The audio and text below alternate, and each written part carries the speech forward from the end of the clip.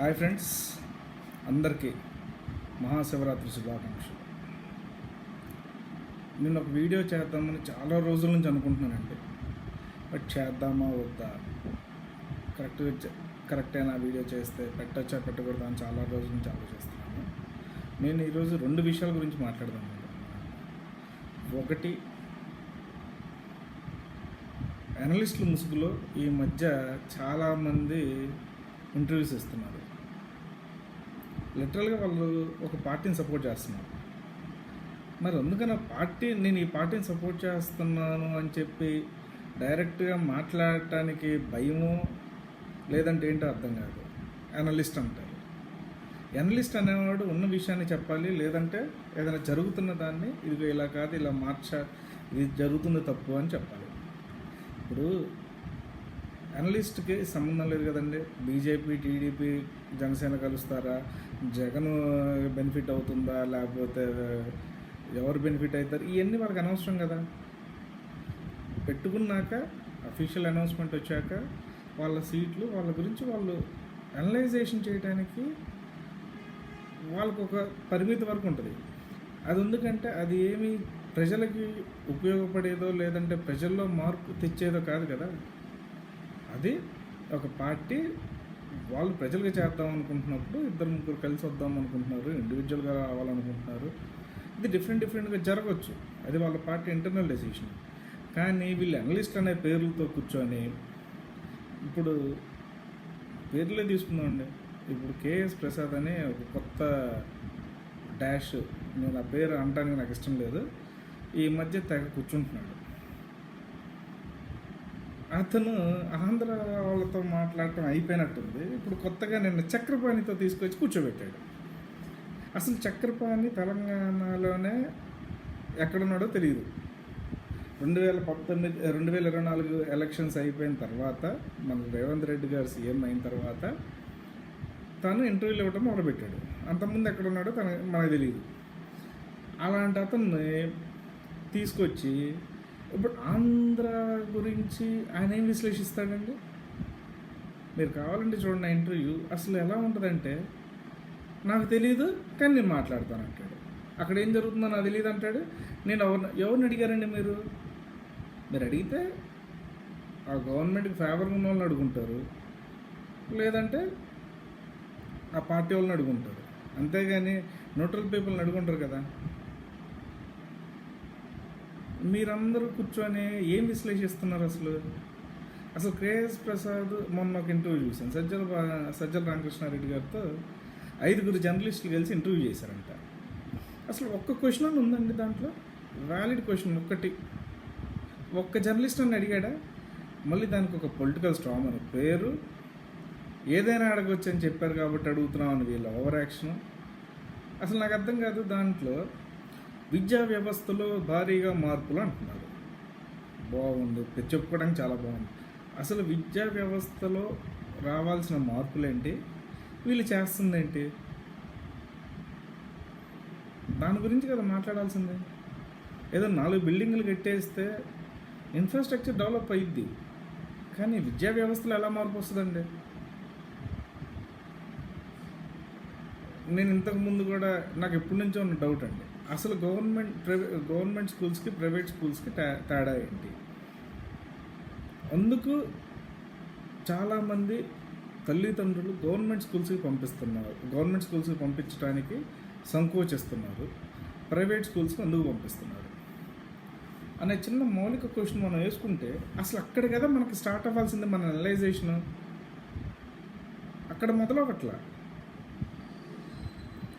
అసలు నాకు first basic thing ఏంటంటే, ఇప్పుడు మనకి 7 సబ్జెక్ట్స్ ఉంటాయండి, 6 to 7 సబ్జెక్ట్స్ ఉంటాయి.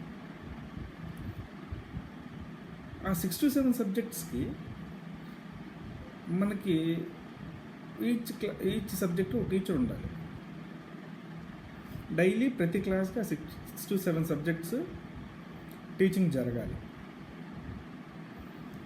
ఎన్ని గవర్నమెంట్ స్కూల్స్లో ఎంతమంది టీచర్స్ ఉన్నారు?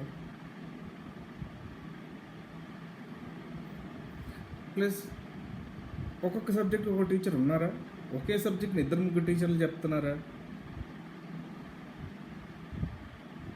గవర్నమెంట్ స్కూల్స్లో టీచర్ శాలరీస్ ఎంత ఉన్నాయి, ప్రైవేట్ స్కూల్స్లో టీచర్ శాలరీస్ ఎంత ఉన్నాయి?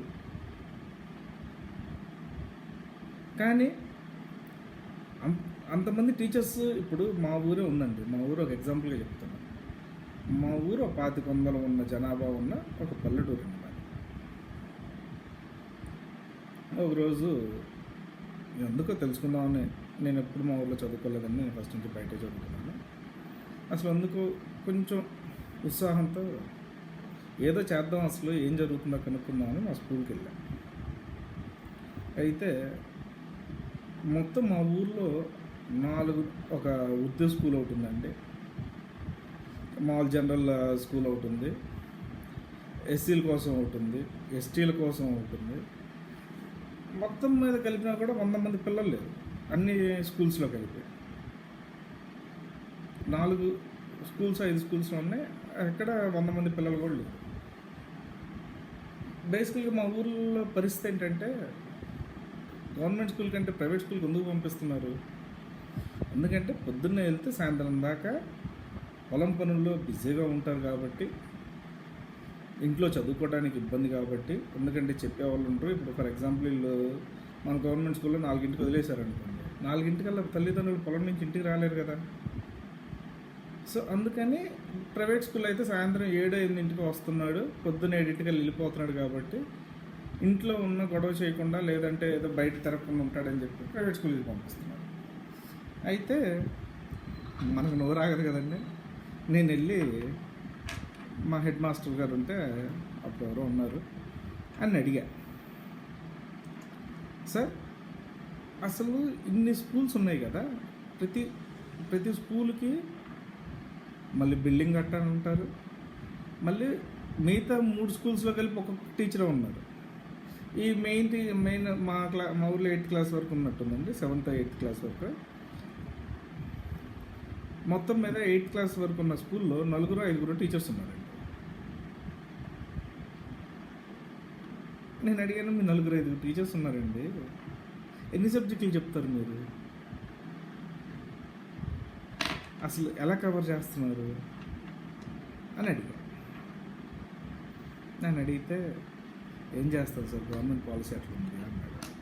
నేను అన్నాను, okay sir fine, government policy అలా ఉంది. ఇన్ని స్కూల్స్ ఎందుకు? అన్నీ కలిపి స్కూల్స్ మొత్తాన్ని కంబైన్ చేసి ఒక ఊర్లో ఒక దగ్గర పెడితే అందరూ ఒక దగ్గరకు వస్తారు, పిల్లల్లో ఎటువంటి కల్మోషం ఉండదు. ఎస్సీలని, బీసీలని, ఓసీలని, మైనార్టీలని ఉండవు కదా, అందరూ ఒక దగ్గర కూర్చోబెట్టిండు. సరే టీచర్స్కి మార్నింగ్ 7కి రావటం ఇబ్బందే. సో నేనేమో అడిగానంటే, 8:39కే స్కూల్ స్టార్ట్ చేయండి, అన్ని క్లాసెస్ని ఒక దగ్గర పెట్టి సాయంత్రం 4 తర్వాత మీలోనే ఒక టీచర్ ఇనిషియేషన్ తీసుకొని, ఒక టీచర్ 2 టీచర్స్ ట్యూషన్ స్టార్ట్ చేయొచ్చు కదా సార్ అని అడిగాను. ట్యూషన్ చెప్తే పిల్లలు ఉంటారు కదా, ఇక్కడే ఉంటారు, అప్పుడు తల్లిదండ్రులు కూడా ఇంటి దగ్గరికి వస్తే తిరుగుతారు, పాడైపోతారు అన్న భయం ఉండదు. ప్లస్ ఎట్లాగో మిడ్ డే మీల్ స్కూల్లోనే ఉంది కాబట్టి భోజనానికి కూడా ఇబ్బంది లేదు అని చెప్పి అడిగా. సమాధానం లేదు. ఆయన ఏం చేశారంటే, ఎంఈఓ గారి నెంబర్ ఇచ్చారు. ఎంఈఓ గారి నెంబర్ ఇస్తే నేను ఎంఈఓ గారికి ఫోన్ చేశాను. ఫోన్ చేసి నేను అడిగాను, సార్ ఇది సార్ మా స్కూల్లో పరిస్థితి, అసలు మీరు చేంజ్ అవ్వాల్సింది అక్కడ కదా సార్ అన్నా. సార్ మీరు చెప్పింది నిజమే, ఈ ప్రాబ్లం ఉంది, కానీ ఈ ప్రాబ్లం గురించి మాట్లాడే వాళ్ళు ఎవరు అని అడుగుతున్నారు.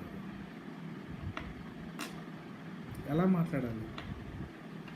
ఏ ఎడ్యుకేషనల్ రివ్యూలో కూడా మేము ఇంగ్లీష్ మీడియం పెట్టేసామని గొప్పగా చెప్తున్నారు. అసలు నేను ఆ గవర్నమెంట్ ఈ గవర్నమెంట్ అని ఎవరిని అంటలేదండి, నేను ఓవరాల్గా చెప్తున్నా ఈ విషయం. నాకున్న ఎప్పటి నుంచో ఉన్న అనుమానం ఇది, గవర్నమెంట్ స్కూల్కి ప్రైవేట్ స్కూల్స్కి ఉన్న డిఫరెన్స్ ఇది బేసిక్ అని నా స్ట్రాంగ్ ఫీలింగ్. మీలో ఎవరైనా అవునో కాదో నాకు తెలియదు, చెప్పచ్చు. ఎస్, అందరూ ఏమంటున్నారు, బిల్డింగ్లు నాడు నేడు కింద బిల్డింగ్లు బాగు చేశారు, ఇన్ఫ్రాస్ట్రక్చర్ బాగా పడింది అంటున్నారు. నేను ఇంకో రకంగా చూస్తున్నాను. మేబీ రాంగ్, నేను ఇది నా ఆలోచన కరెక్ట్ అని నేను అంటున్నా.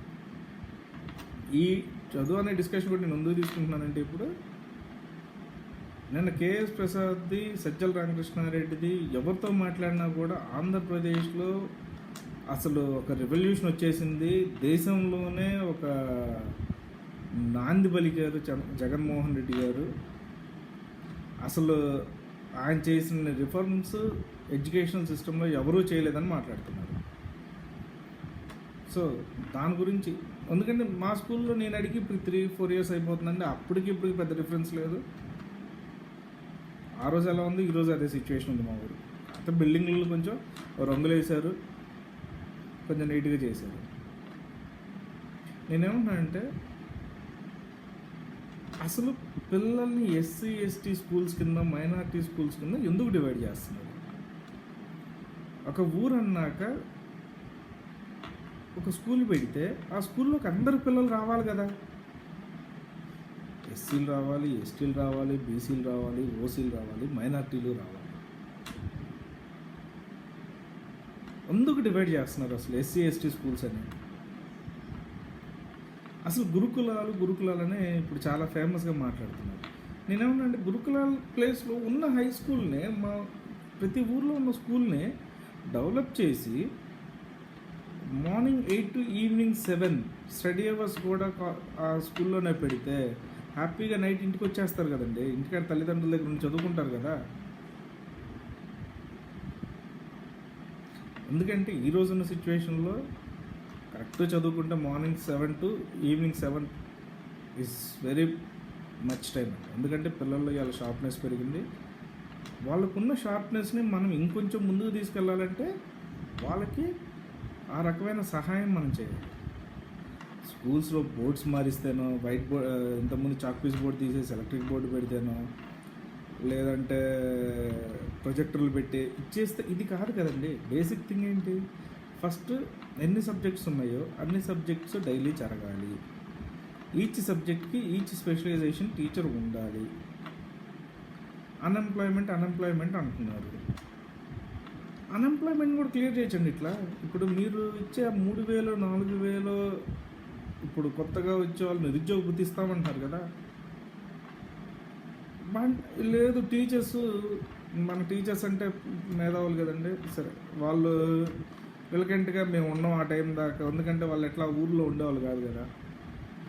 సో ఇప్పుడు మీరు ఇచ్చే 5,000 వాలంటీర్ కంటే కూడా అదే 5,000 10,000 ఆ ఊర్లో చదువుకున్న వాడికి, అంటే ఇప్పుడు డిగ్రీ చదువుకున్నవాడు కూడా ఊర్లోనే ఉంటాడుగా, వాడికి ఒక 5,000 ఇచ్చారే, రోజు నువ్వు ఈవినింగ్ క్లాసెస్ చెప్పొచ్చు, ఇదిగో నీకు ఇంత జీతం వస్తుంది 5,000 అంటే వాడు ఓన్ సెల్ఫ్ ఎంప్లాయ్మెంట్ చేసుకున్నట్టు ఉంటుంది.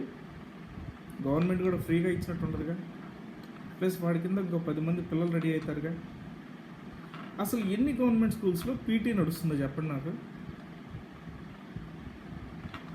చదువు పక్కన పెడదాం కాసేపు. ఆటలు ఎన్ని స్కూల్స్లో, అసలు ప్లే గ్రౌండ్స్ ఉన్నాయండి గవర్నమెంట్ స్కూల్లో, ఎన్ని స్కూల్స్లో ఉన్నాయి కరెక్ట్గా?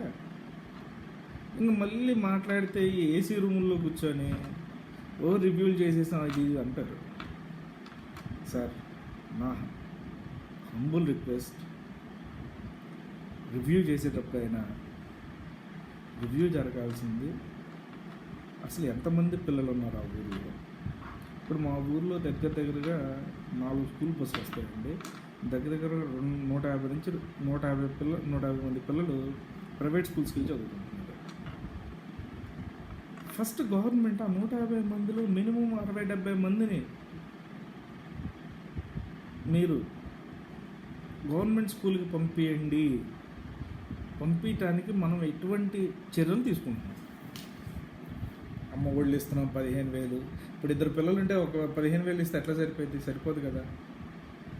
అసలు ఈ అమ్మ ఒళ్ళు వీటికన్నిటికంటే కూడా why can't we educate the people, parents, మా స్కూల్ ఇంత బాగా చెప్తుంది, మేము ఇంత బాగా చేస్తాము, ఇదిగో పిల్లలకి ఆటలాడిస్తాము, కంపల్సరీ జనరల్ నాలెడ్జ్ ఉంటుంది.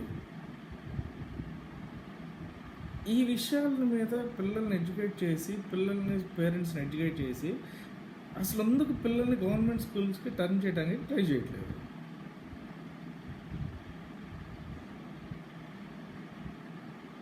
జర్నలిస్టులారా,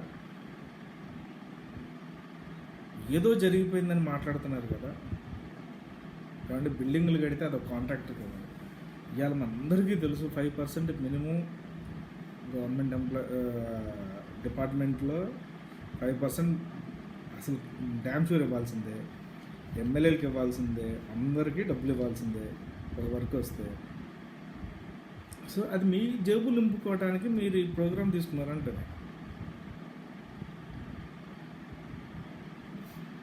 నేను కరెక్ట్ అని నేను అంటలా, నా ఒపీనియన్.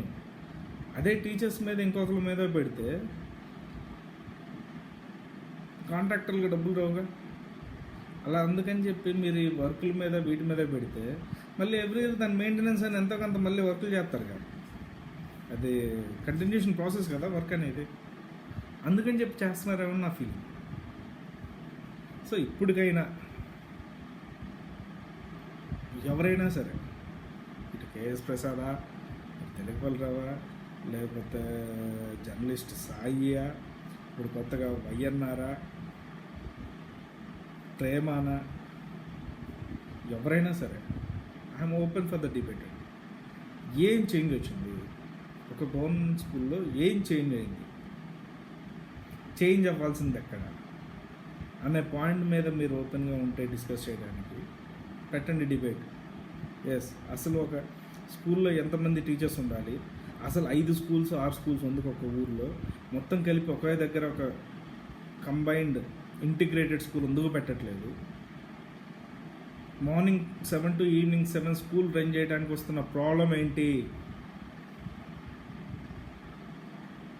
అదే మీ పిల్లల్ని అయితే ఇదే ప్రైవేట్ స్కూల్కి 7 o'clock పంపిస్తున్నారు కదా, మరి అదే ఇది గవర్నమెంట్ స్కూల్కి ఎందుకు పెట్టకూడదు? ఈ విషయం ఎందుకు అడగరు పొలిటికల్గా?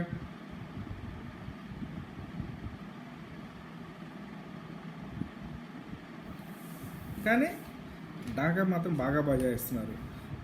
అది జరిగిపోయింది, ఇది జరిగిపోయింది, అంత బాగా చేసేస్తున్నారు, ఇంత బాగా చేసేస్తున్నారు. అసలు మీరు జర్నలిస్టులుగా అసలు మీరు బాగా జరిగిందని చెప్పొచ్చు, కానీ జరుగుతూనే దాంట్లో ఇంకో పార్ట్ కూడా తీసుకోవాలి కదా. ఒక్క బిల్డింగ్స్ ఎందుకు తీసుకుంటున్నారు? అసలు ఇంకో విషయం అండి, మీ అందరికీ చాలా విషయాలు తెలియదు. ఊరు నుంచి ఎంతో కొంత బయటికి వెళ్ళి సెటిల్ అయిన వాళ్ళు చాలామంది ఉంటారు ఒక పల్లెటూరు నుంచి. ఎందుకు వాళ్ళని ఎంకరేజ్ చేసి ఇప్పుడు ఒక చిన్న ఐటమ్స్ అన్నా వాళ్ళ చేత ఇనిషియేటివ్ తీపించడానికి మీరు ఎందుకు ట్రై చేయట్లేదు? మొత్తం గవర్నమెంటే చేయాలని నేను అనట్లేదు, but the initiation from the government side ఉండాలనేది నా థాట్.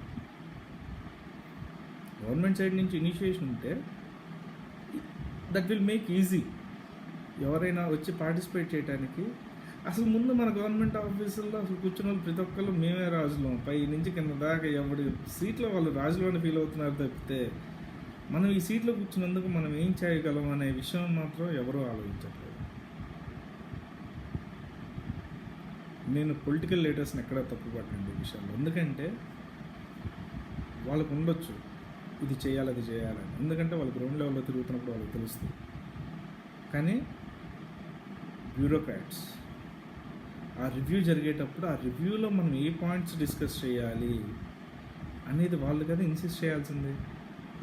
ఒక పాలసీ డిజైన్ చేస్తున్నప్పుడు policy final decision making political leaders చేసిన డిజైనింగ్లో కానీ ఎక్కడైనా రిపోర్ట్స్ మొత్తం ఇవ్వాల్సింది బ్యూరోక్రాటేగా. ఇదే సచివాలయంలో ఇంతమంది ప్రతి డిపార్ట్మెంట్కి ఒక స్టాఫ్ని పెట్టారు కదా, మరి అక్కడ జీతం చూసుకోవట్లేదు కదా. దానికంటే మరి పిల్లల చదువులో ఈచ్ సబ్జెక్టు ఒక టీచర్ ఉండాలి అనే విషయం ఎందుకు మీరు ఆలోచించలేకపోతున్నారు? This is my straight question అండి. ప్లీజ్ ఆలోచించండి. బిల్డింగ్లు కడితేనో ఏదో చేస్తేనో మార్పు కాదండి. ద బేసిక్ ఎడ్యుకేషన్ సిస్టమ్ అనేది చేంజ్ అవ్వాలి. ప్రతి పిల్లోడు బట్టి కొట్టడం రాయటం కాదు, వాడు ఆలోచించి వాడు ఏం చదువుతున్నాడో వాడికి తెలిసేటట్టు చదివితేనే వాడికి ఎక్కుతుంది, వాడికి అది యూజ్ అవుతుంది. So please, thank you.